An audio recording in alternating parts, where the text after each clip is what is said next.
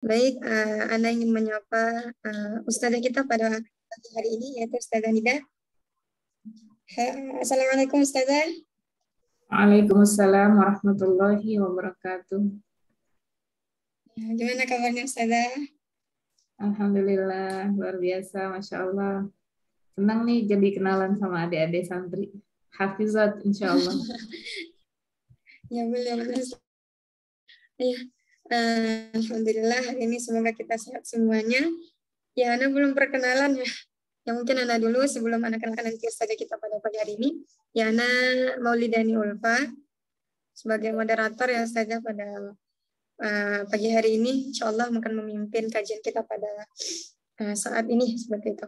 Kemudian Ana akan membacakan CV dari Ustazah Nida, yaitu untuk nama pemateri kita pada pagi hari ini, yaitu adalah Ustazah Nida Kotrun Nada, LC. Ya, kalau LC berarti kita tahu ya pendidikan Ustazah kita itu dari Universitas Al-Azhar Kairo, Fakultas Dirasat Islamiyah wal Arabiyah, jurusan Usuluddin, bidang tafsir dan ilmu Al-Quran. Masya Allah. Kemudian untuk alamat sekarang itu di Bogor Raya, Permai Blok FM 3 nomor 12. Ya, kalau untuk yang di Bogor sekarang agak dekat kira-kira ya. Kemudian untuk tanggal lahir itu Jakarta, tanggal 21 Juli 1985. Status sudah menikah. Untuk aktivitasnya sekarang itu mengurus rumah tangga, mendidik anak, berdakwah dan juga bisnis online. Kemudian untuk nama Pak suami yaitu Bapak Teguh Purwanto LC, insyaallah. Kemudian pekerjaan karyawan Qatar Charity Indonesia. Jumlah anak ustazahnya ada 4 orang. Untuk moto hidup yaitu Faiza azamta fatawakkal 'alallah. Insyaallah. Ya, mungkin tidak berlama-lama untuk sesi perkenalan kita. Ya mungkin sebelum kita masuk kajian kita, marilah kita mendengarkan tilawah untuk mengambil hikmah pada pagi hari ini kepada saudari Zahra, dipersilakan.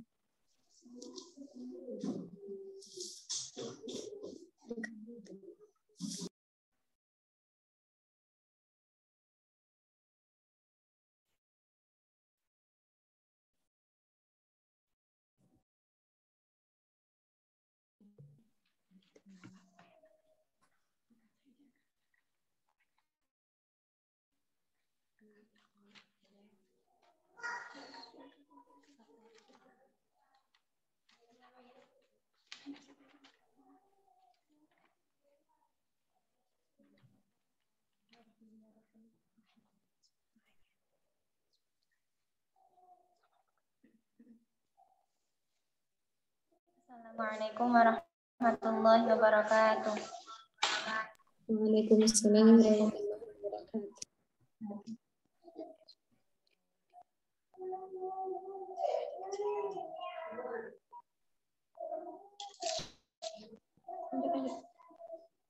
A'udzu billahi minasy syaithanir rajim. Bismillahirrahmanirrahim.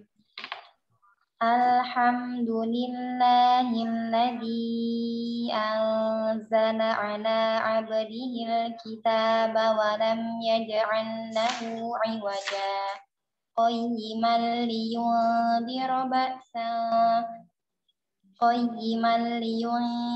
ba'san syadidan min ladunhu wa yubashshiral mu'minina alladhina ya'maluna as-solihati anna lahum ajran hasanah makithina fihi abada wa yunziral alladzina qalu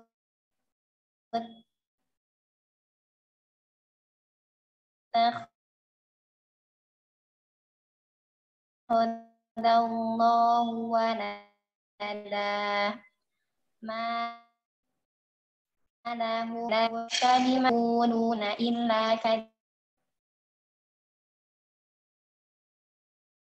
كاذبا فلعلك باخع نفسك على بهذا الحديث أسفا إنا جعلنا ما لنبلوهم أيهم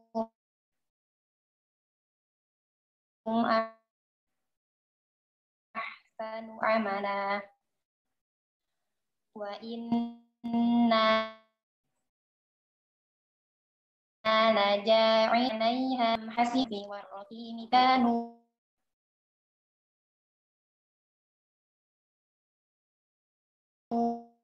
من آياتنا عجبا إذ أوى الكهف قالوا ربنا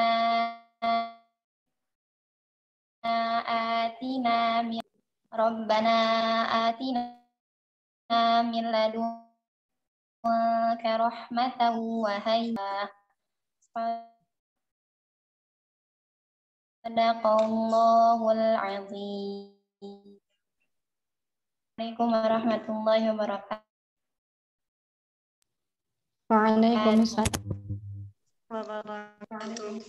Syukran jazakillah khair kepada Saudari Zahra. Semoga dengan pembacaan ayat suci Al-Quran tadi Allah lancarkan kegiatan kita, kajian kita pada pagi hari ini. Amin ya rabbal alamin. Baik, dan langsung saja untuk kajian kita pada pagi hari ini. Saya persilakan kepada Ustazah Nida Qadrun-Nada, dipersilakan. Bismillahirrahmanirrahim. Assalamualaikum warahmatullahi wabarakatuh.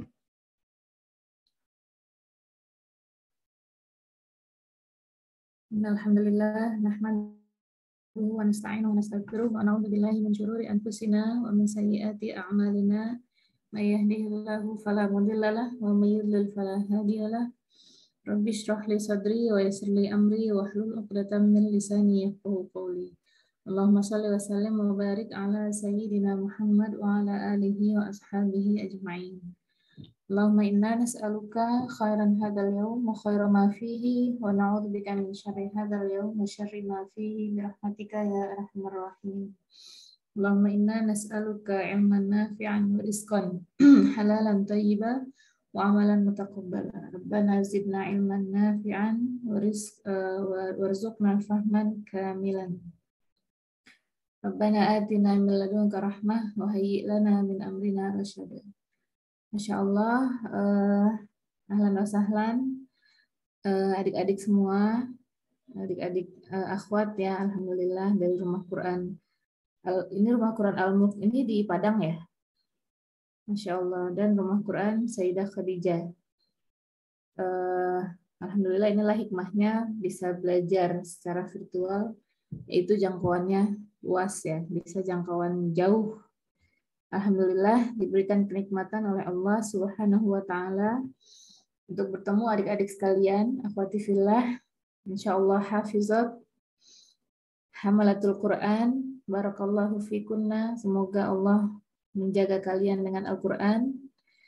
Semoga Allahumma arhamna bil Quran. Allah menyayangi kita, merahmati kita dengan Al-Quran. Masya Allah. Di hari Jumat yang penuh barokah ini, insya Allah kita sama-sama akan belajar bareng ya. Belajar tentang apa? Saya diminta oleh Ummu Sabik menyampaikan tentang fikih taharoh. Fikih ibadah ya, fikih wanita, yaitu yang pertama kali dibahas biasanya itu adalah tentang taharoh. Adik-adik insya Allah udah punya basic semua tentang taharoh. Apa itu taharoh? Taharoh itu artinya bersuci. Ya, Bismillahirrahmanirrahim. Di semua kitab-kitab fikih itu yang paling pertama dibahas adalah bab taharoh. Dari kata taharoh ya tuhuru, taharotan. Artinya bersuci. Bersuci yang lebih detail dari sekedar nazofa. Kalau adik-adik ini ya sudah mengerti bahasa Arab, nazofa artinya apa? Nazofa artinya bersih, nazif. Nazofa, bersih. Kalau taharoh lebih mendalam lagi maknanya ya. Lebih bersih secara lahir dan batin. Itu makna taharah. Yaitu nanti kita bahas secara istilah maknanya apa. Nah, yang kenapa dalam kitab fikih itu selalu dimulai dengan taharah? Kata Rasulullah Shallallahu Alaihi Wasallam, miftahul jannah as-salatu, wa miftahus salati al-wudu. Kata Rasulullah ya, riwayat dari Imam At-Tirmidzi, miftahul jannah as-salat. Kunci surga adalah salat. Wa miftahus salati al-wudu. Sedangkan kuncinya salat adalah wudu. Jadi bisa kita simpulkan wudu adalah kunci menuju ke surga. Kenapa dikatakan demikian? Karena wudulah yang akan menentukan, ya, wudu ini bagian dari taharah, bagian dari kegiatan atau pelaksanaan taharah, tapi hanya membersihkan hadas yang kecil saja.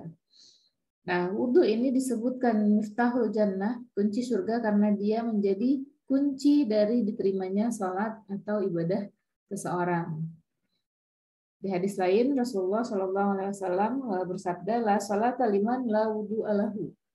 Tidak dianggap salat bagi orang yang tidak berwudu. Masya Allah. Jadi itu ya pentingnya kita mempelajari tentang taharah. Nah, inna awwala ma yuhasabu bihil 'abdu yaumal qiyamah as-shalah.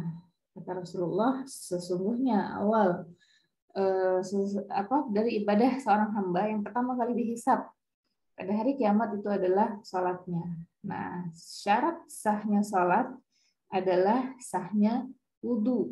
Oleh karenanya kita penting sekali untuk mempelajari tentang at-taharah atau tentang bersuci.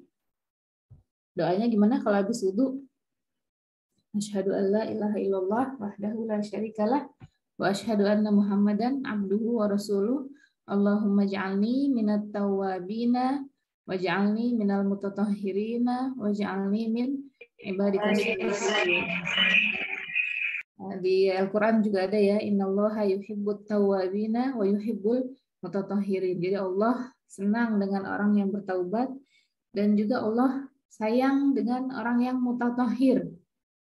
Kalau tadi kata taharah maknanya asal katanya taharah yathur, kalau mutatahhir asal katanya adalah tatahhara ya tatahharu tatahhuron. Artinya orang yang berusaha ingin selalu bisa bersuci. Nah, itu artinya mutatahhir. Orang yang berusaha ya, ada taknya, ada tambahan taknya. Selalu berusaha menjaga dirinya untuk suci dari hadas, baik hadas besar ataupun hadas kecil. Itu tadi maknanya. Nah, kenapa disandingkan al-mutatahhir dengan at-tawwab atau orang yang bertaubat? Rasulullah SAW dalam riwayatnya hadis dari Imam Muslim, artinya aja ya, ini agak panjang. Jika seorang hamba, seorang muslim atau mukmin melakukan wudu, kemudian dia membasuh wajahnya, maka dosa-dosa yang dilakukan oleh mata akan keluar bersama air yang mengalir hingga tetesan terakhirnya. Jika dia membasuh kedua tangannya, maka dosa-dosa yang dikerjakan oleh tangan akan keluar bersama air yang mengalir hingga tetesan terakhirnya. Jika dia berwudu membasuh kedua kakinya, maka dosa-dosa yang dilakukan oleh kaki akan keluar bersama air yang mengalir hingga tetesan terakhirnya, sehingga keluarlah semua noda dosa seorang hamba ketika dia berwudu. Masya Allah. Itu hikmah dari doa setelah berwudu. Pernah nggak adik-adik mentadaburi setiap apa-apa yang Allah ajarkan pada kita, apa-apa yang Rasulullah contohkan pada kita, itu apa sih hikmahnya? Kayak contohnya doa mau tidur. Bismika Allahumma ahya wa amut, atau amutu wa ahya. Dengan namamu ya Allah, aku hidup dan aku mati. Kenapa doanya mati? Karena ternyata tidur itu adalah mati ya, mati kecil. Atau mati yang setengah. Artinya roh kita disimpan oleh Allah, dijaga oleh Allah, untuk kemudian pagi harinya Allah kembalikan atau Allah tahan menjadi mati yang sesungguhnya. Itu kenapa makanya kita berdoanya demikian. Nah, ketika kita berdoa setelah berwudu itu ada kata-kata Allahumma ja'alni minat tawwabina wa ja'alni minal mutatahhirin. Kenapa kita minta dijadikan dari orang-orang yang senantiasa bertaubat dan senantiasa bersuci? Karena innallaha yuhibbut tawwabin wa yuhibbul mutatahhirin. Allah menyayangi orang-orang yang bertaubat. Bertaubat kenapa? Kenapa disandingkan dengan orang yang bersuci? Ternyata kegiatan berwudu dan bersuci ini bisa juga dimaknai dengan kegiatan kita membersihkan diri dari dosa-dosa. Seperti hadis yang tadi kita baca. Masya Allah. Indah sekali agama Islam ya, mengajarkan hikmah dari sebuah ibadah yang kita lakukan. Ini baru hikmah taharoh, hikmah berwudu. Belum hikmah salat, hikmah saum, hikmah zakat, dan hikmah-hikmah dari ibadah lainnya. Masya Allah. Nah, lanjut kita masuk ke makna taharoh. Makna taharoh dalam kitab Fiqhul Islam Wadillatu, taharoh secara bahasa artinya bersuci. Dan taharoh juga bermakna an-nazofah, yaitu membersihkan ya. Tapi taharoh itu lebih mendalam bersihnya. Bersih secara keseluruhan, baik yang tampak ataupun yang tidak tampak. Maka taharoh secara istilah bisa kita artikan kegiatan bersuci dan membersihkan. Bersuci dari apa? Bersuci dari hadas ya. Hadas kecil maupun hadas besar. Taharoh dalam istilah para ahli fikih yang terdapat di kitab Kifayatul Akhyar bisa dikatakan sebagai berikut: ibaratun an gusli a'dha'i makhsusatin bisifatin makhsusah. Kegiatan mencuci anggota tubuh tertentu dengan cara tertentu. Pernah nggak adik-adik berpikir, kita kalau batal wudu, misalnya buang angin, kenapa tempat buang anginnya nggak dibasuh? Yang dibasuh itu anggota wudu, tangan, wajah, ya, hidung wajib nggak memasukkan istinsyaq, memasukkan air dan istinsyar, mengeluarkan air dari hidung, wajib apa sunnah dalam wudu? Sudah pada lancar istinsyaq dan istinsyarnya? Kapan-kapan kalau kita belajar langsung, saya mau mencontohkannya cara istinsyaq dan istinsyar yang benar. Nah, adik-adik penting mulai dari sekarang dibiasakan untuk istinsyaq ya, istinsyaq dan istinsyar. Ada yang sudah bisa dan sudah terbiasa istinsyaq. Jangan dihirup dalam-dalam ya, dihirup sekedarnya aja. Tanda kita berhasil istinsyaq itu adalah hidung kita segar. Jadi hidung kita segar, dingin, kerasa ada air masuk dan berhasil kita keluarkan lagi. Jadi kalau nggak berhasil keluar itu berarti adik-adik terlalu dalam menghirup airnya. Nah, istinsyaq dan istinsyar ini minimal perlu kita lakukan 1 kali aja dalam wudu dalam 1 hari. Terutama yang sangat dianjurkan oleh Rasulullah adalah ketika wudu pas bangun tidur. Kenapa? Ada hadisnya ya, kata Rasulullah, ketika manusia itu ketika bangun masih dalam genggaman setan. Ada 3 ikatan ya. Ikatan setan yang pertama, pernah dengar ya hadisnya insya Allah, adik-adik. Ikatan setan yang pertama akan terlepas ketika seorang muslim berdoa setelah bangun tidur. Dan ikatan setan yang kedua akan terlepas ketika dia berwudu. Ketika kita berwudu, setan itu waktu kita tidur ya, dia itu mengendap di rongga hidung kita. Ini Rasulullah yang bilang dalam hadisnya. Walaupun kita misalnya sebelum tidur sudah berwudu, sudah baca ayat kursi, sudah zikir al-masurat dan lain sebagainya. Tapi ini hadis yang dituntun oleh Rasulullah ya.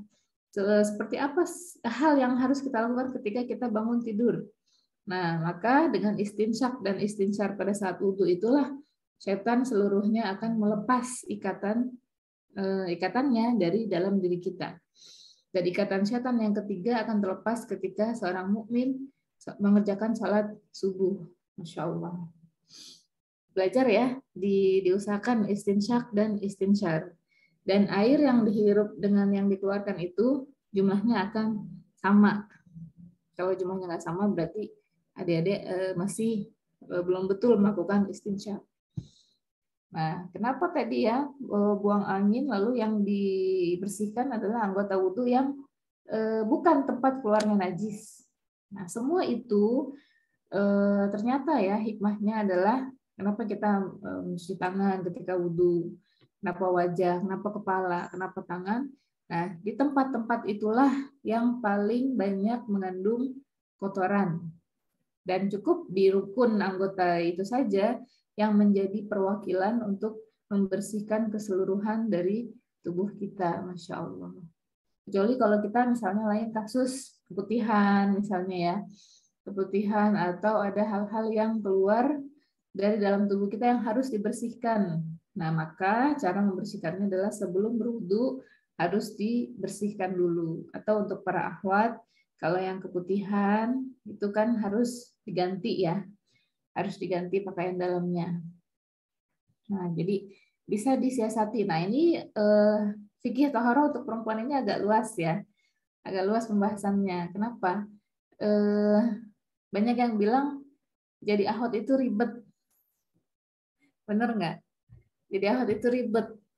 Nggak sesimpel ikhwan. Kalau mau sholat harus diperiksa dulu kalau yang terbiasa keputihan. Nah, lalu bagaimana solusinya? Gampang, sekarang ada panty liner. Lalu kalau misalnya kita kira-kira mau bersafar, kita harus bawa cadangan pakaian dalam ya untuk berjaga-jaga saat sholat. Jangan sampai kita sholat masih ada najis yang menempel di badan kita. Nanti saya ada kiat-kiat untuk istinja ya bagi akhwat. Nanti deh kita bahas ini dulu. Lalu makna selanjutnya tentang taharah adalah raf'ul hadas wa izalatun najas. Mengangkat hadas dan menghilangkan najis. Ini kata para ahli fikih ya tentang definisi taharah. Dari dua pengertian tersebut bisa dipahami bahwa taharah adalah bentuk kesucian dan kebersihan secara ritual yang berdasarkan ketentuan mutlak dari Allah Subhanahu wa taala dan disampaikan oleh Rasulullah Shallallahu alaihi wasallam yang disimpan oleh Allah di surah Al-Maidah ayat 6. Tulis dalilnya ya. Al-Maidah ayat 6. Wahai orang-orang yang beriman, apabila kamu hendak mengerjakan sholat, maka basuhlah wajahmu dan tanganmu sampai dengan siku. Kalau waidikum ilal marofik, dan tanganmu sampai siku, itu berarti urutannya gimana? Dari siku ke bawah atau dari tangan bagian bawah ke atas? Kata-katanya di sini adalah waidikum ilal marofik. Berarti bentuknya adalah dari tangan yang bagian bawah menuju ke siku. Lalu dikembalikan. Bolak-balik ya. Tangannya bolak-balik. Sebentar. Kelihatan nggak ya? Jadi gini. Air mengalir. Gini. Lalu kita balik tangan kita. Nah, sisanya. Sehingga sempurnalah seluruh tangan kita terbasuh oleh air wudhu. Jangan dibolak-balik gini aja, di bawah keran. Atau gini doang, seret. Nah, ini bagian bawahnya kurang ya. Yang punya adik kecil boleh sambil diajarkan juga. Soalnya saya juga di rumah ngajarin anak-anak ya, wudhu. Jadi harus dibiasakan. Karena wudhu dan sholat itu adalah ibadah yang paling sering kita lakukan setiap hari. Maka ini harus menjadi perhatian buat kita untuk melakukannya dengan cara yang benar, sesuai dengan yang diajarkan oleh Rasulullah. Apa? Karena kalau nggak benar nanti jadi kebiasaan sampai besar. Kasihan kalau sudah usia balik, wudhunya belum benar, berarti sholatnya diterima apa enggak? Kalau wudhunya nggak benar. Sayang ya, jangan-jangan selama ini sholat kita tidak diterima Allah karena wudhu kita belum sempurna misalnya. Auzubillah min dzalik. Basuh tanganmu sampai dengan siku dan sapulah kepalamu. Basuh kaki sampai dengan kedua mata kaki. Kaki juga gitu ya, berarti urutannya dari kaki yang luar ke atas sampai ke mata kaki. Dan jika kamu junub itu masuknya ke hadas besar, maka mandi. Selain junub, yang mewajibkan untuk mandi besar adalah haid dan nifas, dan juga ketika seseorang masuk ke dalam Islam.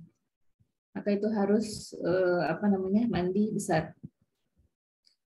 Dan jika kamu sakit atau dalam perjalanan, in kuntum mardo aw ala safarin, ketika kita sakit atau dalam perjalanan yang sulit untuk mendapatkan air ya, aula mastumun nisa, atau ketika batal ya, sudah menyentuh non mahram, tidak ada air, maka solusinya adalah tayamum. Nanti kita bahas.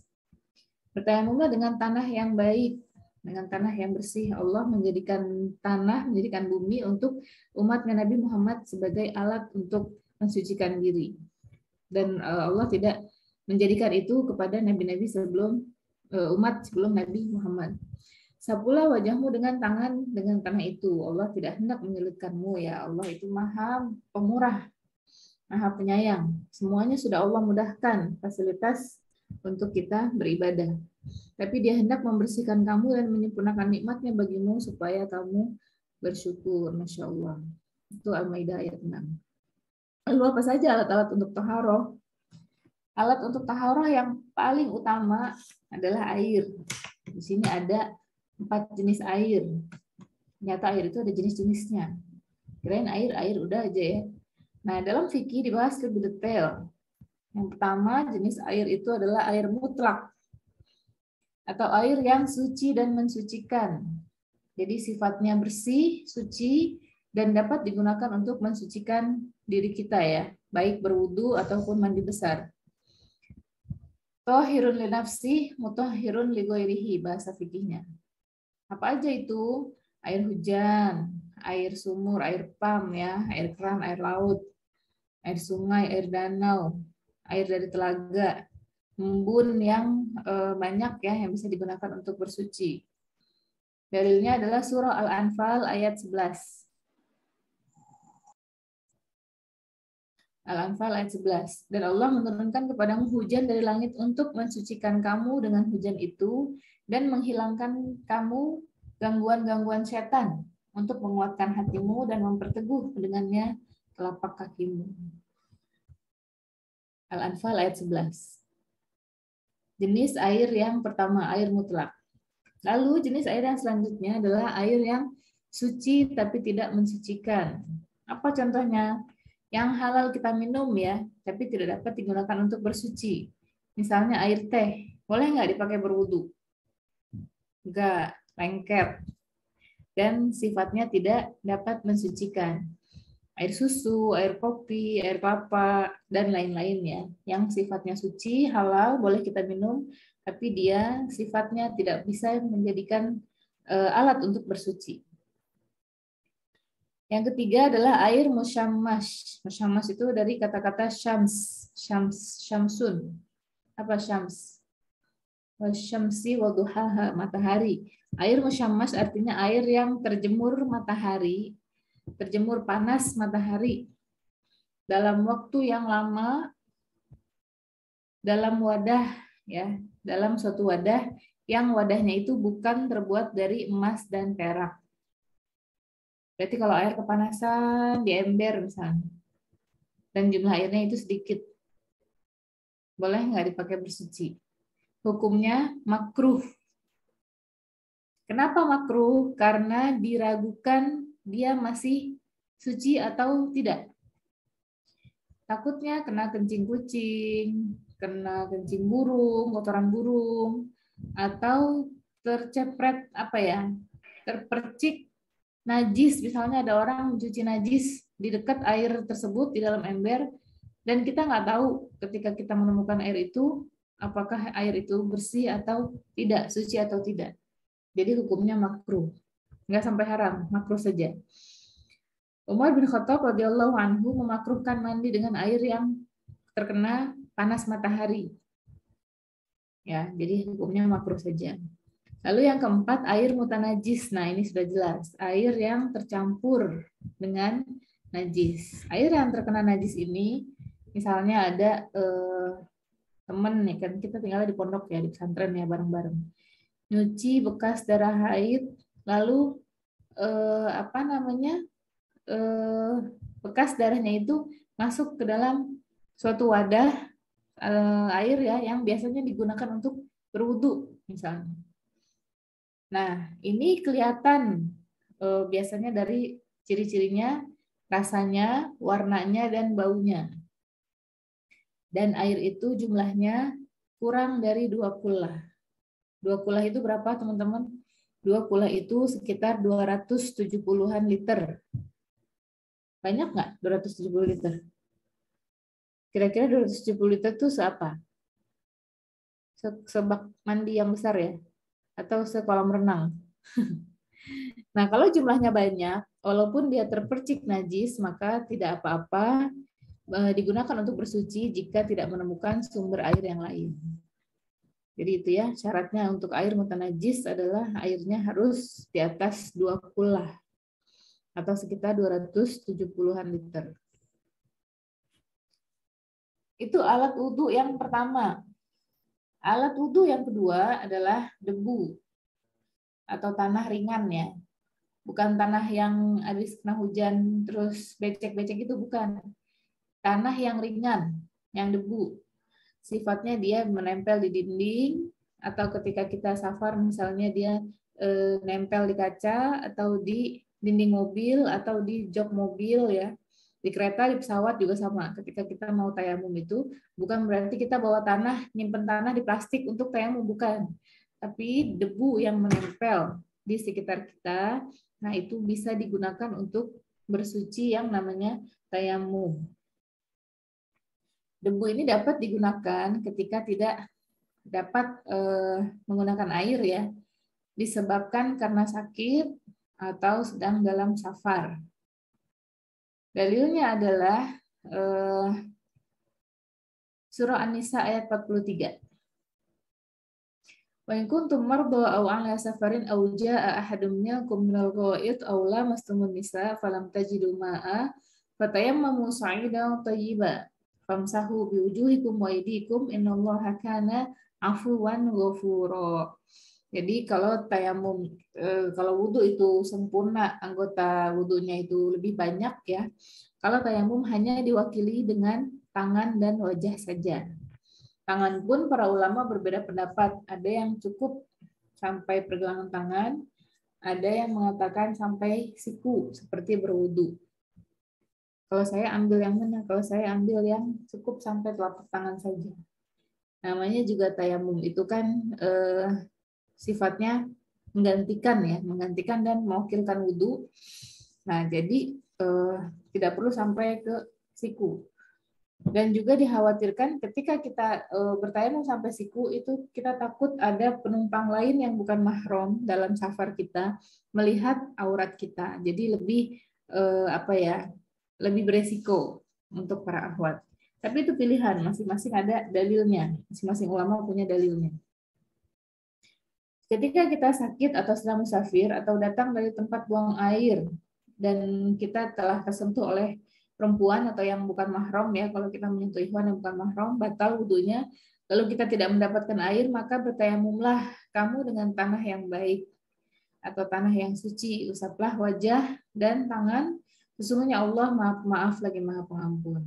Ya, jadi ini adalah bentuk rukhsah, bentuk keringanan dari Allah. Lalu kenapa dipilihnya debu atau tanah? Kata Rasulullah, ju'ilat turbatu halana tuhuron. Dan Allah menjadikan debunya untuk kami sebagai alat untuk bersuci. Hadis riwayat Muslim. Lalu kapan dibolehkannya tayamum? Ketika kita tidak mendapatkan air, misalnya kita lagi camping di gunung, kita mencari sumber air, mata air atau sungai, itu sampai misalnya sudah mepet waktu zuhurnya mau habis. Waktu zuhur mau habis, sekarang kan asar jam 3:30 ya. Misalnya itu udah jam 3, tapi belum ada tanda-tanda kita menemukan mata air atau sungai di gunung tersebut. Maka karena waktu sholatnya sudah mepet mau habis, jika kita teruskan pencarian sumber air akan menyebabkan kita tertinggal waktu sholat, maka disitulah kita sudah boleh melakukan tayamum. Itu ya teman-teman syaratnya.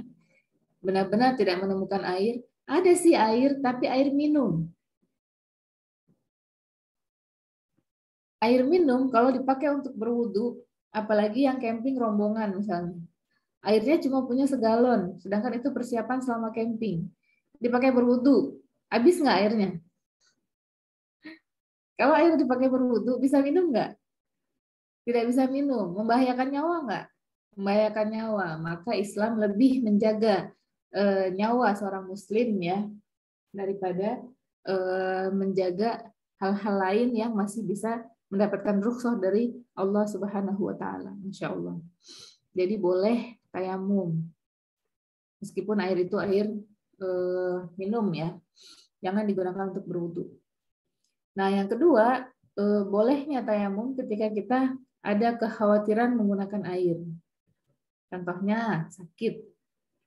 Sakit yang luka bakar atau sakit demam tinggi yang kalau kena air itu jadi makin menggigil ya. Nah, itu boleh bertayamum. Nah, banyak kasus yang misalnya pada bertanya, gimana kalau misalnya kita sakit, terus kita di akhir-akhir waktu selesai haid, kita belum sanggup untuk mandi. Lalu gimana? Apakah mandinya ditunda sampai kita sehat? Berarti berapa hari sebenarnya udah selesai suci haid, tapi masih meliburkan diri untuk ibadah gitu ya. Nah, jangan sampai seperti itu. Jadi ketika kita sakit, tidak mampu menggunakan air, lalu ternyata kita sudah selesai haid, maka bisa diwakilkan dengan tayamum juga. Jadi nggak perlu mandi besar. Kalau memungkinkan, bersihkan farji kita, kemaluan kita dari sisa-sisa haid, lalu berwudu jika masih mungkin ya. Tapi kalau kondisinya parah, sakitnya tidak bisa kena air, maka boleh diwakilkan dengan tayamum dulu. Nanti begitu sudah membaik sakitnya, silahkan mandi dengan air hangat ya, yang bisa tetap menjaga si pasien ini nggak terlalu kedinginan seperti itu. Jadi tayamum juga bisa menggantikan atau mewakili mandi besar pada saat-saat darurat.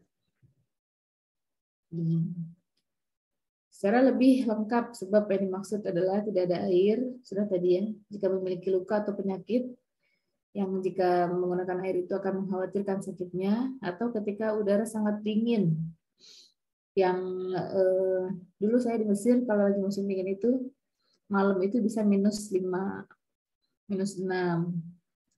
Tapi kita tetap wudu sih, soalnya kan ada kompor ya, bisa masak air. Jadi kalau malam itu wudunya masak air dulu. Kalau rumah mahasiswa itu nggak ada pemanas air. Kalau rumah-rumah yang bagus itu ada pemanas air. Jadi ketika wudu airnya sudah otomatis hangat. Kalau musim dingin gitu ya. Kalau pagi sih ya dikuat-kuatin aja. Siang, sore itu tetap pakai air dingin. Walaupun dinginnya Masya Allah. Nah, lalu kondisi yang selanjutnya tadi ya, jika air diperlukan untuk minum dan khawatir kehausan, itu boleh kita melakukan tayamum.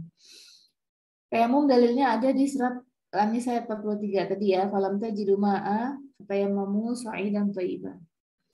Nah, ada hadis yang menceritakan tentang bagaimana kekhawatiran seseorang menggunakan air dapat menyebabkan nyawanya terancam.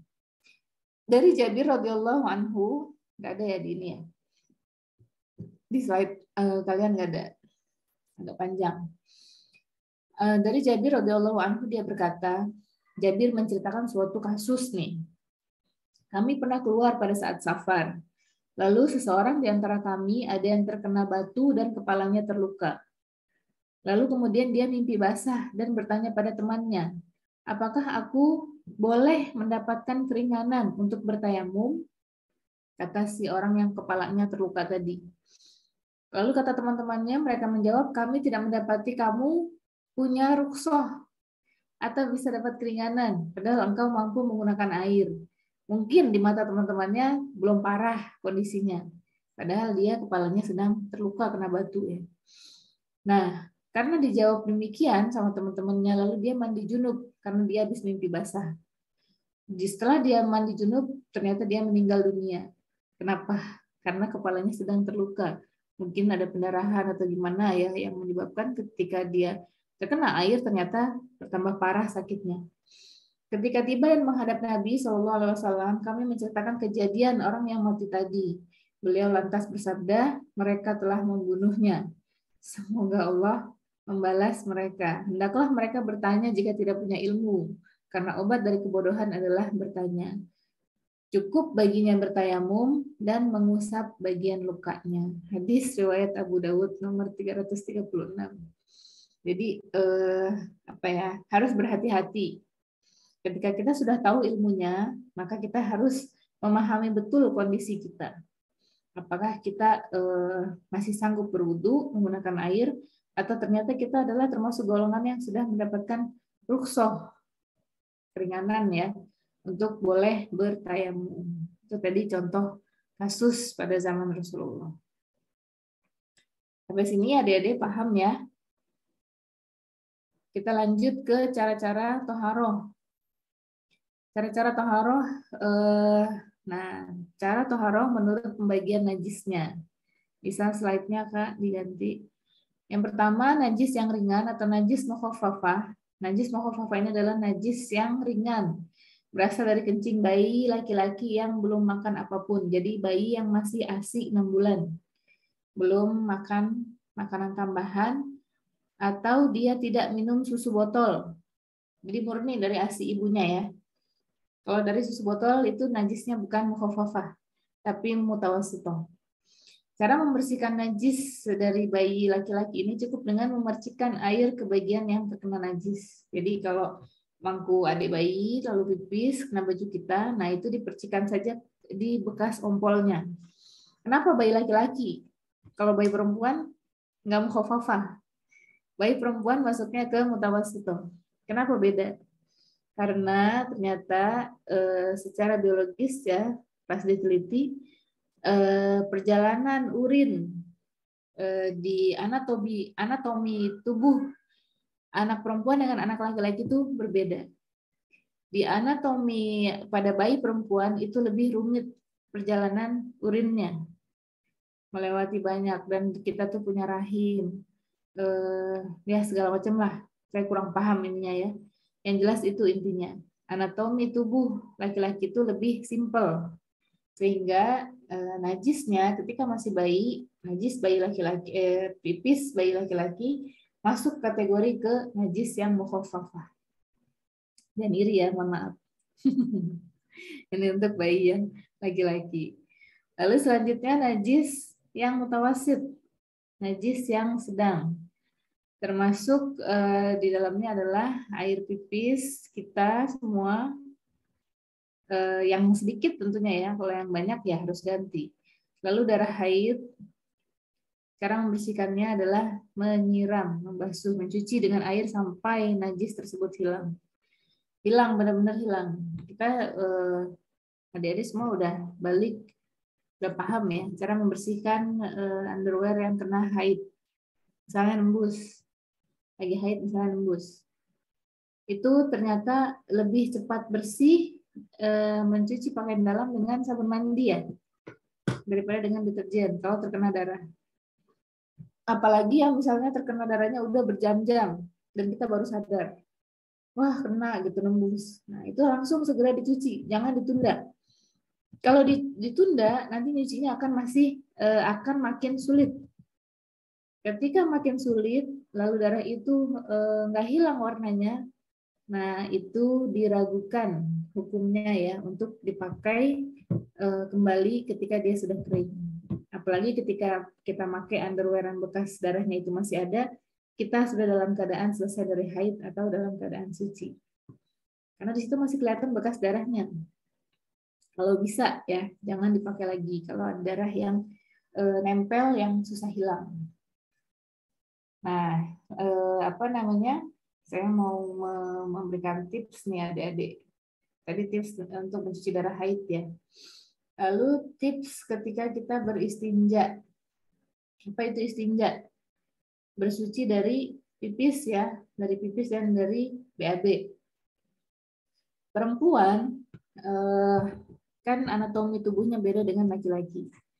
ketika dia BAK atau BAB, BAK terutama ya, itu akan akan beresiko air pipisnya itu menyebar ke tubuh yang lain. Misalnya pipis jongkok atau pipis duduk itu akan memungkinkan air pipis kita itu terpercik atau nyepret ke bagian paha. Coba deh adik-adik perhatikan. Atau kalau yang WC-nya jongkok ya, ketika kita pipis itu kadang terpercik sampai ke kaki, ke telapak kaki. Kalau lagi bepergian, pakai kaos kaki, pakai sepatu, nah itu sangat mungkin sekali nempel ke sepatu kita atau ke kaos kaki kita ketika kita pipis di WC yang jongkok. Nah, lalu bagaimana caranya? Caranya adalah kalau yang WC-nya jongkok, ketika pipis itu keluar, kita sambil menyiramkan air pelan-pelan dari gayung ya atau dari selangnya ke tempat ke WC. Jadi saat pipis keluar, nah itu kita sambil menyiram. Kenapa? Agar airnya itu nggak apa ya namanya? Gimana sih bahasanya? Jadi muncrat balik gitu ke tubuh kita. Jadi kita lawan dengan air, biar air pipisnya itu meredam. Jadi nggak sampai muncrat kemana-mana. Berbeda dengan laki-laki ya. Kalau laki-laki itu kan lebih simpel. BAK-nya. Nah, kalau yang WC-nya WC duduk pun sama. Kalau yang WC-nya WC duduk, maka kita siram. Nah, sebelum kita BAK atau BAB, tempat yang akan kita gunakan itu, toiletnya itu, sebaiknya disiram dulu ya. Kenapa? Karena WC yang kering itu, ketika kita pipis, akan meninggalkan bau yang lebih awet. Ini saya pengalaman pribadi. Jadi kalau kita sebelum pipis itu kita siram dulu toilet yang akan kita gunakan. Kenapa? Karena ketika dia sudah basah lalu kita pipis, pipis kita pun akan gampang dibersihkan. Jadi nggak meninggalkan bau yang lama. Nah, setelah pipis, setelah BAK, tunggu sekitar 5 atau 10 detik biar seluruh sisa-sisa urinnya benar-benar keluar. Atau kalau perlu kita berdehem. Karena kalau kita batuk atau berdaham kan suka ada keluar sisa seperti sisa pipis ya, yang itu dapat membatalkan wudhu kita. Apalagi kalau udah mulai sholat, pas sholat batuk, kayak ada keluar, nah itu membatalkan sholat. Makanya tipsnya adalah ketika kita selesai pipis, tunggu sekitar 5-10 detik, lalu kita berdaham aja, berdaham sendiri. Untuk apa? Untuk menyelesaikan sisa-sisa urin yang masih ada di dalam. Lalu kita bersuci, kalau yang menggunakan selang ya benar-benar dirasa sampai bersih. Jangan di area itunya aja ya, tapi di area agak luas lagi. Jadi di areanya yang agak lebih luas lagi. Kenapa? Karena untuk berhati-hati takutnya masih ada cipratan-cipratan air pipis ke bagian tubuh yang lain. Setelah itu, kalau yang menggunakan gayung minimal itu 3 kali ya, 3 gayung. 3 gayung untuk bersuci. Kok boros amat? Ya, untuk kehati-hatian ya. Untuk kehati-hatian. Insya Allah kita bukan bermaksud untuk israf atau berlebih-lebihan. Tapi untuk kehati-hatian. Seorang akhwat, seorang muslimah itu memang harus seperti itu. Dalam bersuci. Harus lebih detail, harus lebih hati-hati. Nah, 3 gayung, selesai. Lalu dilap ya. Dilap area kewanitaannya dengan menggunakan tisu ataupun handuk khusus. Kenapa? Karena agar benar-benar bersih, dan ini juga kan yang mencegah untuk keputihan ya.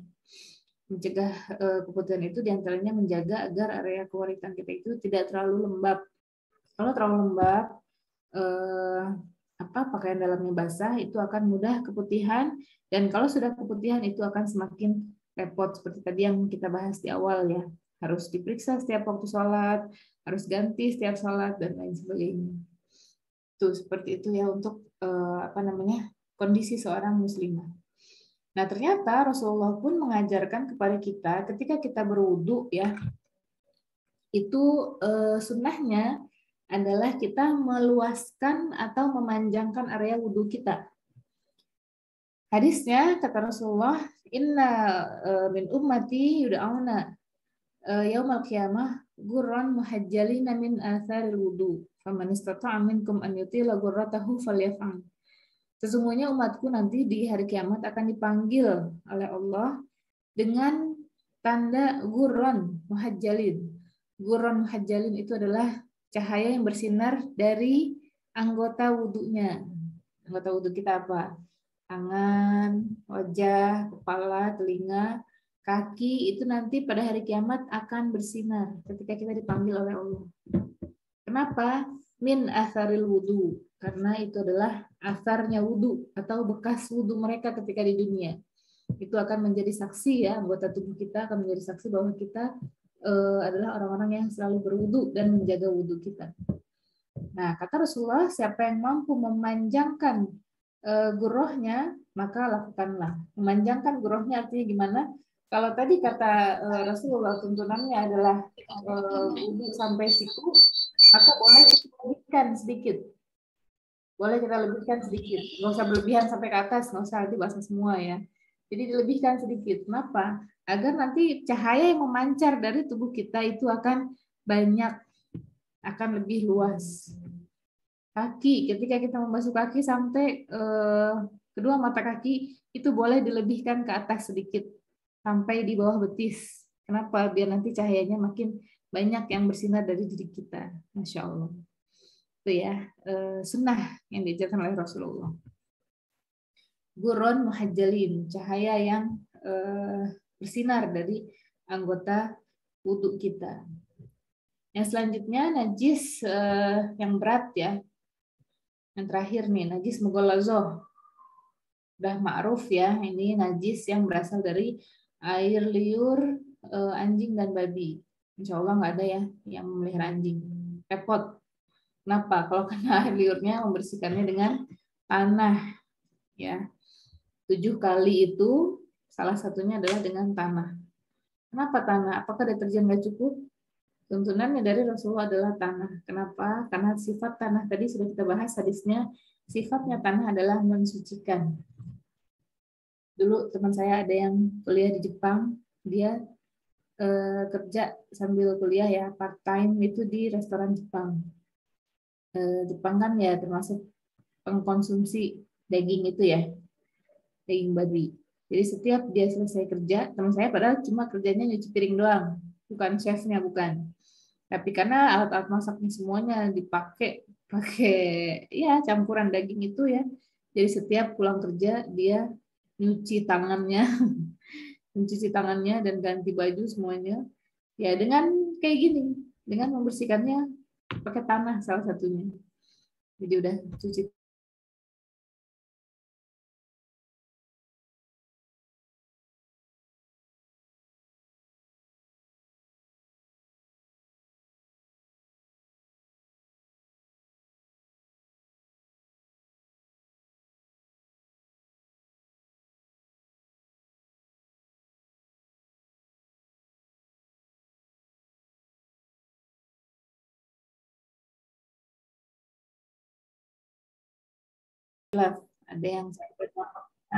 Ada yang sampai pergelangan tangan cukup.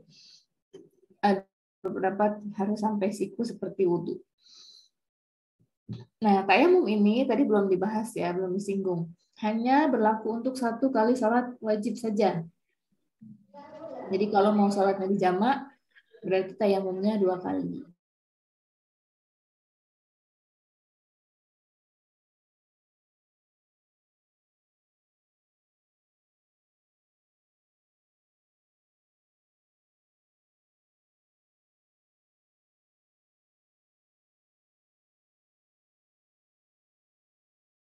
Dan Abbas berdasarkan riwayat Nabi yang menyebutkan hendaklah bertayamum tiap-tiap sholat, 1 tayamum untuk 1 kali sholat walaupun dia belum berhadas ataupun belum.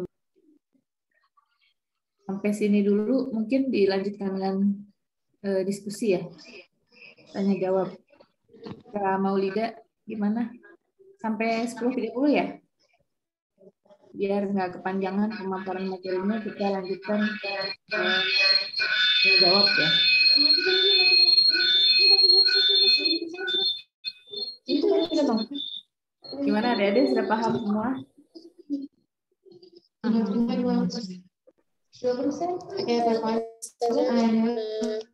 Ya baik. Ya Umi. Ya baik. Syukran jazakallah khair kepada Ustazah Nida yang telah memaparkan tentang pembahasan kita hari ini, yaitu tentang taharah, yaitu tentang bersuci. Jadi mungkin ada yang sedikit ya yang dapat anak coba sampaikan sekali lagi, merangkum dari yang disampaikan Ustazah Nida tadi. Yang pertama itu ada tentang taharah. Taharah itu artinya bersuci baik secara lahir maupun batin. Itu bersifat mutlak. Yang ini memang sudah ditentukan oleh Allah Subhanahu wa taala, seperti itu yang sudah Allah turunkan dalam Quran surah Al-Maidah ayat 6 tadi. Kemudian ada juga menyinggung tentang nazafah, yaitu bersih. Namun lebih kepada khususnya taharah ini lebih luas lagi, yaitu bersih secara lahir dan batin, seperti itu. Kemudian tadi kita sudah mendengarkan bahwasanya taharah itu ada pembagiannya ya, ada beberapa, yaitu yang pertama tentang kita bersuci, yaitu berwudu dari beberapa najis, ada najis ringan, sedang, kemudian najis berat. Kemudian ada juga keringanan, yaitu kita menggunakan tayamum atau debu ketika kita bepergian ataupun kita tidak mendapatkan air sama sekali, seperti itu untuk melaksanakan sholat. Ya mungkin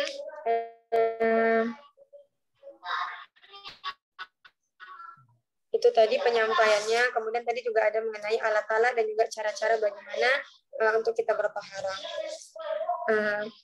Baik, untuk kemudian kalau ilmu itu yang Anda dapatkan memang harus dicatat ya, seperti sebuah onta.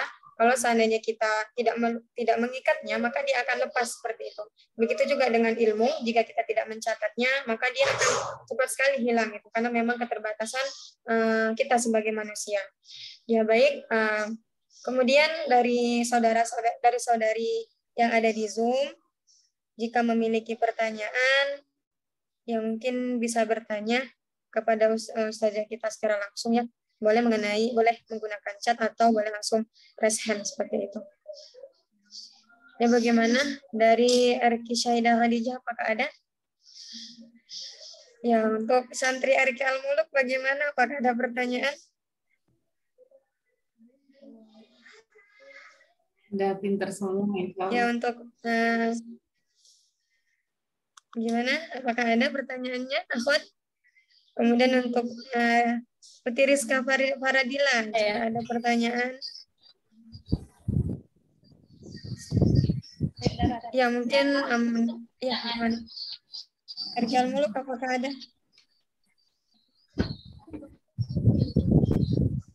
Alhamdulillah udah paham semua berarti ya. Akhwat, Assalamualaikum. Waalaikumsalam warahmatullahi wabarakatuh. Baru ketemu. Waalaikumsalam warahmatullahi wabarakatuh. Ini sinyal agak terkendala ya. Iya ya. Sudah hadir ya. Itu suaranya. Ya. Akhwat silahkan kalau ada yang mau bertanya. Ini kajian fikih ini kajian yang sangat penting ya Akhwat ya. Karena memang berkaitan dengan keseharian kita. Jadi apalagi kita sebagai perempuan yang makhluk lebih kompleks ya daripada laki-laki. Banyak sekali hal-hal khusus yang perlu kita ketahui sebagai perempuan. Jadi manfaatkan momen ini. Insya Allah ini nanti kajiannya akan setiap pekan ya. Mudah-mudahan tidak ada halangan. Mudah-mudahan sudah sehat. Meskipun mungkin nanti terjeda dengan melahirkan dulu ya Ustazah ya. Insya Allah. Mohon doanya. Banyak insya Allah akan digantikan dengan Ustazah lain. Insya Allah banyak. Iya. Mohon doanya dari Akhwat ya.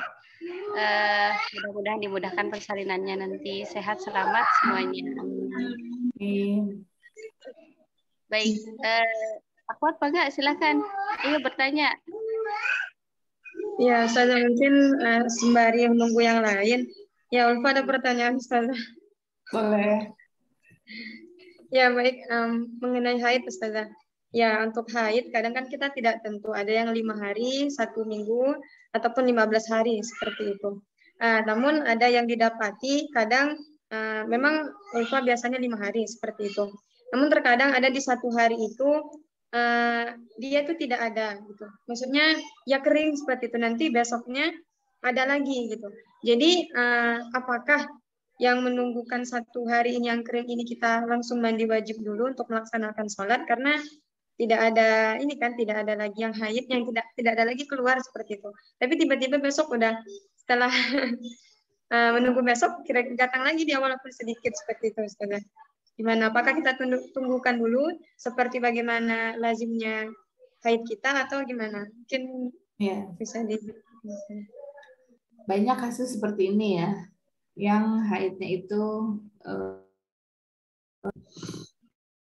kita mengambil dari Imam Asy-Syafi'i batasan haid maksimal kita adalah 15 hari. Batasan haid 15 hari dan batasan suci 15 hari. Bagi yang haidnya suka terputus-putus, misalnya 5 hari tadi ya, Kak Ulfa 5 hari haid. Lalu stop. Misalnya dalam hari yang dia sudah tidak ada darahnya ini, misalnya dia toharoh, lalu ternyata dia besoknya keluar lagi, besoknya keluar lagi, besoknya keluar lagi. Nah, 5 hari tadi dijumlahkan dengan hari ketika keluarnya haid yang selanjutnya, haid yang berikutnya dihitung hari ke-6, hari ke-7, hari ke-8, sampai hari ke-15. Selama dia sucinya belum keluar dari 15 hari. Kalau Kak Ulfah setelah toharoh ternyata masa sucinya sudah sampai 15 hari, lalu tiba-tiba datang lagi darah ya, yang kayaknya darah itu belum waktunya haid. Tapi pas dihitung masa sucinya sudah 15 hari, maka darah ini sudah masuk ke periode bulan berikutnya. Nah, ada tipsnya biar kita nggak nggak mengalami hal yang seperti tadi Kak Ulfah alami ya.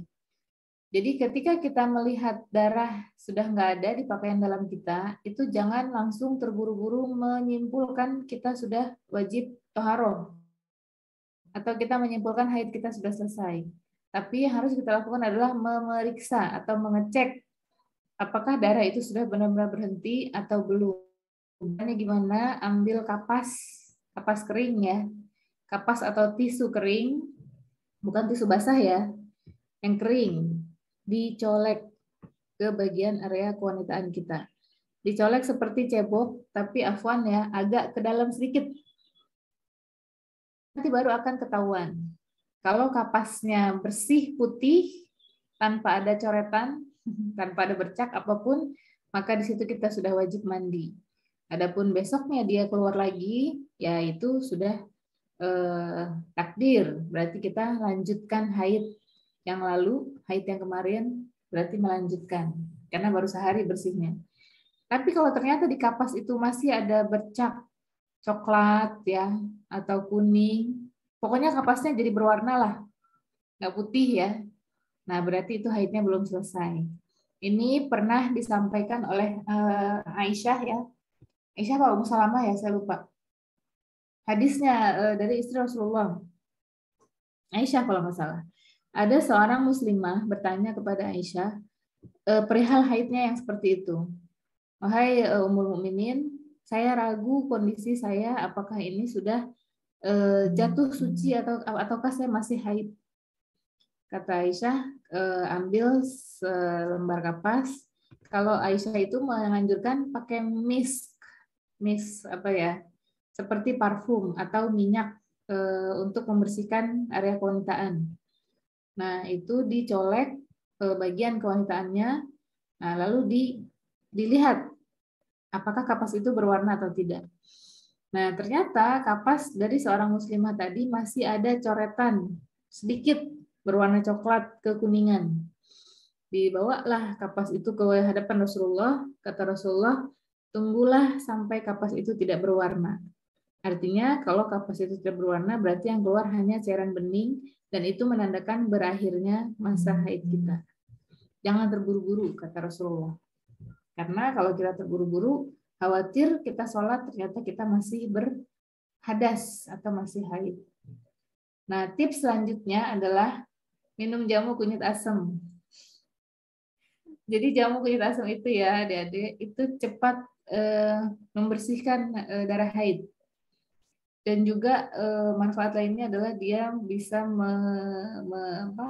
mencegah apa sih namanya kalau sakit haid tuh, kalau lagi nyeri haid namanya apa? Dysmenorrhea ya, atau bahasa Sundanya semilangan. Bahasa Sunda apa bahasa apa sih? Nyeri haid. Nah, itu bisa diatasi dengan kunyit asam. Dan kunyit itu dia sifatnya membersihkan ya, antioksidan dan membersihkan rahim. Jadi ketika haid itu dianjurkan minum kunyit asam. Kenapa? Biar tuntas darah haidnya. Jadi biar nggak kejadian seperti tadi. Sudah toharoh, sudah suci, ternyata besoknya ada lagi. Nah, itu juga bisa dari aktivitas atau kecapean ya, atau pikiran. Misalnya adik-adik nih kan sambil ngapalin, sambil ujian, pikiran, jadi darah haidnya nggak menentu seperti itu. Nah, itu bisa dikondisikan dengan banyak minum air putih dan konsumsi jamu kunyit asam. Dan kalau misalnya darah itu sudah tidak ada di pembalut atau di underwear, itu harus dicolek dengan kapas. Untuk apa? Untuk memastikan agar kita betul-betul yakin. Jadi harus kapasnya itu benar-benar putih. Kalau saya itu 8 hari. Kalau bersih benar-benar kapasnya putih itu, kalau saya 8 hari. Hari Senin ketemu Senin, Selasa ketemu Selasa. Nah, kalau saya begitu. Ininya apa ritmenya. Dan umumnya sih orang Asia ya, Indonesia itu sekitar 7 sampai 8 hari jumlah haidnya. Allah alam bisawab. Jelas ya, Kak Ulfa? Ya, insya Allah jelas, Umi. Ustazah. Ya, baik. Mungkin tadi sudah jelas ya yang disampaikan oleh Ustazah Nida. Mungkin ada yang sama juga mengalaminya. Semoga bisa menjadi salah satu ini ya,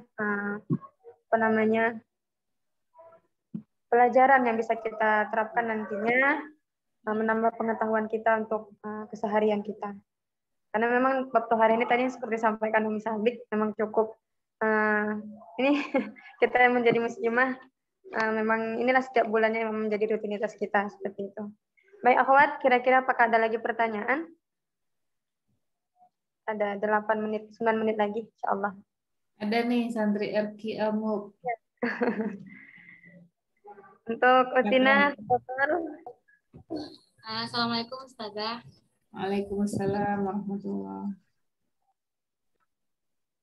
Aku Nana mau nanya, itu kan kalau kita sebelum tidur itu kan dianjurkan untuk berwudu. Apakah itu sama dengan kita yang lagi haid atau tidak? Dan kedua itu, kalau misalkan kita kan ada program hafalan, jadi kalau kita ingin murojaah, apakah itu juga masih dianjurkan untuk berwudu sedangkan kita lagi haid? Syukran Ustazah. Ya, jadi wudunya orang haid memang dia tidak fungsinya ya, tidak mengangkat hadasnya karena dia sedang berhadas. Tapi insya Allah dia tetap dapat pahala wudunya. Ya, kata Rasulullah, seseorang muslim, muslimah, mukmin, mukminah yang terbiasa melakukan suatu ibadah lalu dia ditimpa sakit atau safar dan dia tidak bisa melakukan ibadah tersebut, maka pahala baginya karena rutin melakukan ibadah tersebut tetap dicatat pahalanya. Nah, dalam hal ini wanita haid dikategorikan masuk kepada penyakit atau orang yang kondisinya sedang sakit. Nah, jadi sebelum tidur kita tetap berwudu, nggak apa-apa. Niatnya apa? Niat agar Allah menjaga kita dari godaan syaitan. Kan wudu sebenarnya fungsinya mengangkat hadas ya, lirafil hadas, mengangkat hadas. Tapi karena kita sedang berhadas yaitu haid, maka wudunya kita niatkan dan insya Allah akan mendapatkan pahala sebagai pahala wudu, pahala menjaga diri dari kesucian ya, pahala toharoh. Dan insya Allah niat kita untuk meminta perlindungan kepada Allah dari godaan syaitan, insya Allah Allah catat. Insya Allah Allah tetap terima wudhu kita, walaupun kita dalam kondisi haid. Begitupun ketika kita murojaah, ya, akhwati yang terbiasa sehari-harinya mempelajari Al-Quran, jika sedang haid, diusahakan menggunakan mushaf yang terjemah atau mushaf yang tafsir, bukan Al-Quran yang full mushaf tulisan ayat ya. Tapi diusahakan pakai mushaf yang terjemah ketika haid. Kenapa? Karena setiap hari kita berinteraksi dengan Al-Quran, dan ulama itu kan berbeda pendapat tentang hukum wanita haid membaca Al-Quran. Ada yang mengatakan betul-betul nggak boleh, hukumnya sama seperti orang junub. Ada yang masih membolehkan kalau itu untuk murojaah, ya, bukan untuk tilawah. Kalau tilawah kan kita meminta pahala, nah itu tidak boleh kalau dalam keadaan haid. Kalau yang adik-adik semua ini kan setiap hari murojaah, menghafal. Nah, sebaiknya ketika haid itu diperbanyak murojaahnya saja. Jangan dulu menghafal, ya. Dan menggunakan mushaf yang terjemah. Seperti itu. Udah jelas, Kak?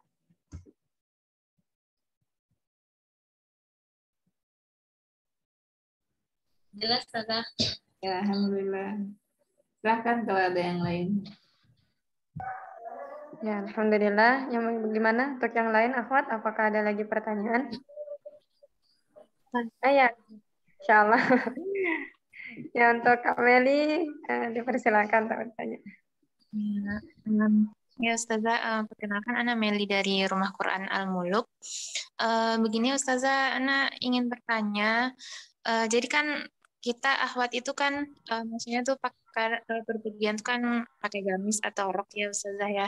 Jadi pernah kejadian Ana itu gamis Ana itu kayak kena apa gitu. Jadi pas mau sholat karena sedang di perjalanan kan udah dicoba dicuci Ustazah bagian bawahnya itu gitu. Tapi masih ada kayak bekas warnanya gitu Ustazah gitu. Jadi gimana tuh Ustazah, kalau kita sholat jatuhnya tuh Ustazah gitu. Jadi waktu itu tuh anak bawa aja sholat udah dicoba bersihkan tapi masih ada noda warna gitu Ustazah. Kira-kira menurut kakak itu apa? Kotoran dari apa? Kayaknya kayak dari apa tanah gitu Ustazah karena jalan-jalan kalau tanah, kena becekan tanah atau apa namanya? Ya, becekan tanah ya di jalan, gamis kita panjang gitu. Tanah itu sifatnya sudah mensucikan secara otomatis.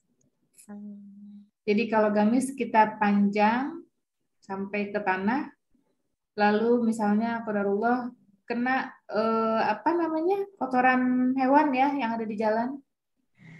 Nah, tanpa kita sadari atau kita sadari kita tahu itu kena kotoran kucing misalnya, kita tetap jalan aja terus, karena ketika baju kita tersapu lagi oleh tanah itu sudah sifatnya mensucikan secara otomatis. Kalau kakak tadi sudah diusahakan dicuci ya dengan air dan ternyata masih ada bekasnya, itu nggak apa-apa, karena insya Allah itu sifatnya bukan najis kalau dia kotorannya berasal dari tanah. Bahkan tanah itu adalah sifatnya justru mensucikan. Buktinya tadi najis mughalazah dibersihkan 7 kali dan salah satunya menggunakan tanah. Karena umatnya Rasulullah diberikan keistimewaan oleh Allah dijadikan tanah di bumi ini sebagai tempat untuk bersuci. Masya Allah, nggak apa-apa. Insya Allah nggak apa-apa. Selagi bukan terkena kotoran yang lain ya. Kalau kotoran yang lain, insya Allah kayaknya kita tahu deh bisa ngebedain. Mungkin bau ya, mungkin warnanya gitu kita mengenali. Insya Allah kalau kotorannya tanah itu tetap boleh dipakai untuk sholat. Sama seperti kaos kaki. Kalau misalnya kita bepergian, kita kan insya Allah bajunya udah syar'i semua ya. Udah menggunakan gamis dan sampai kaos kaki. Nah, itu tidak perlu pakai mukena lagi. Nah, lalu ketika sholat, melihat kaos kaki kita kotor. Kotornya itu kan kotor sebatas debu ya. Misalnya yang kaos kakinya warnanya terang, putih atau kuning atau pink.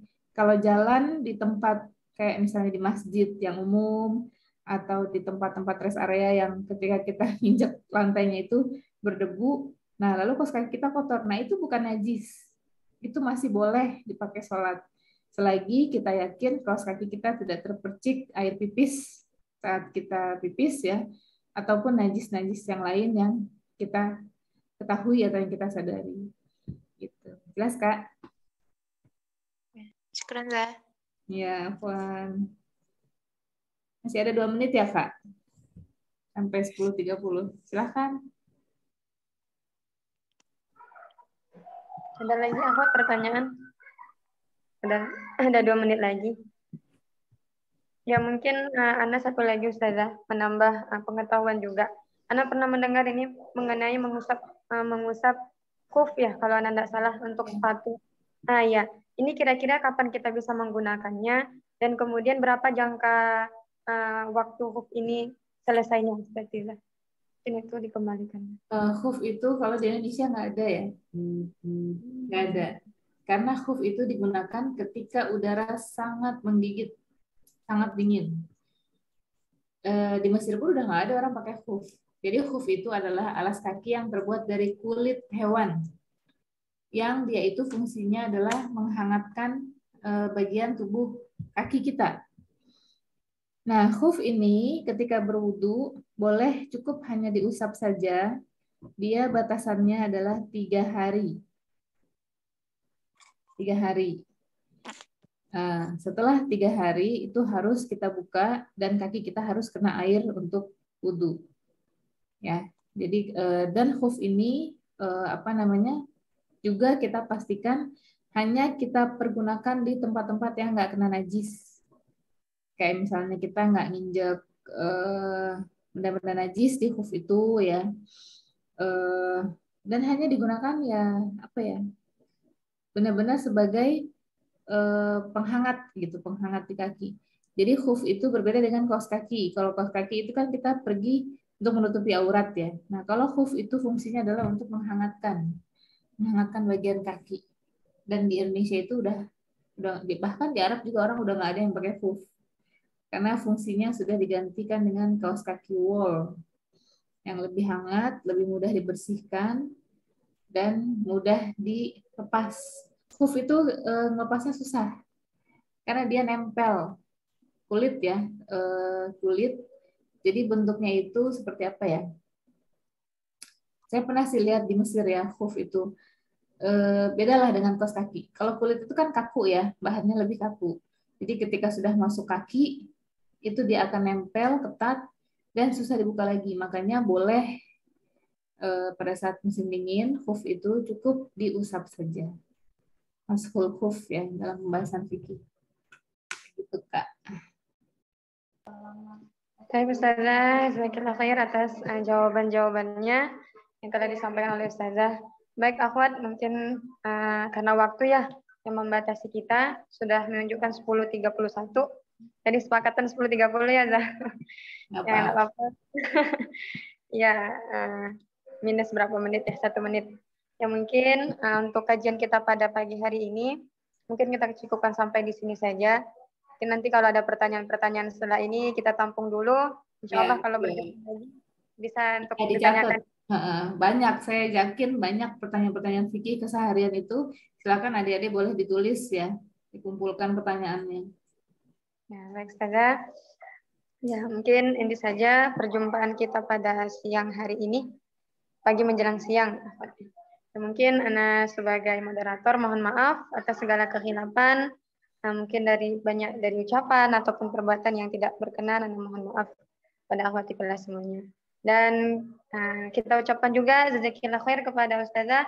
Semoga sehat selalu. Semoga Allah mudahkan nanti persalinannya ya Zah. Jazakallahu iyyakunna amin ya Rabb. Ya, mungkin sebelum kita tutup, kita foto bersama dulu. Kita tutup dulu. Ya, astagfirullah. Kita tutup dulu sebelum nanti kita keluar ya.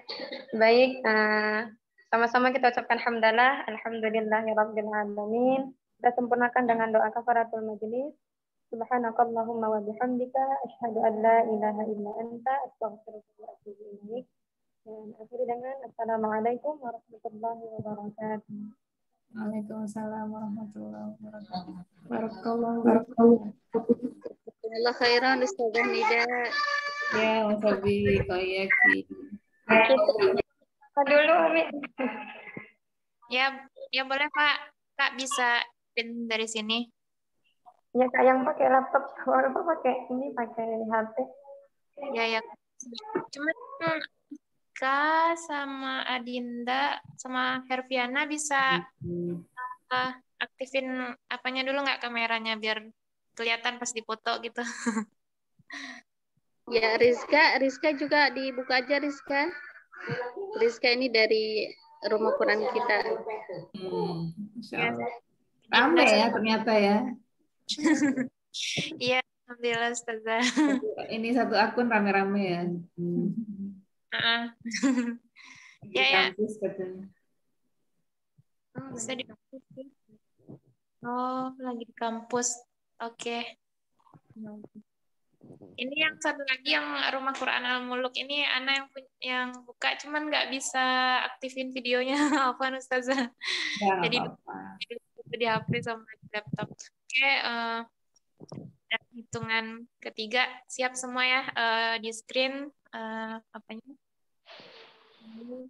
1, 2, 3, senyum. Oke, bentar, simpan dulu.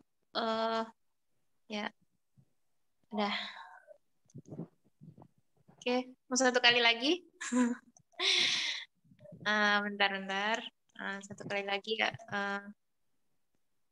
1, 2, 3. Oke, udah Pak, dikembalikan ke Ulfi.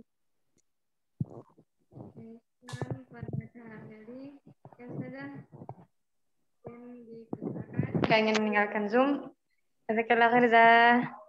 Jazakallah wa iyyakunna jami'an. Assalamualaikum. Waalaikumsalam.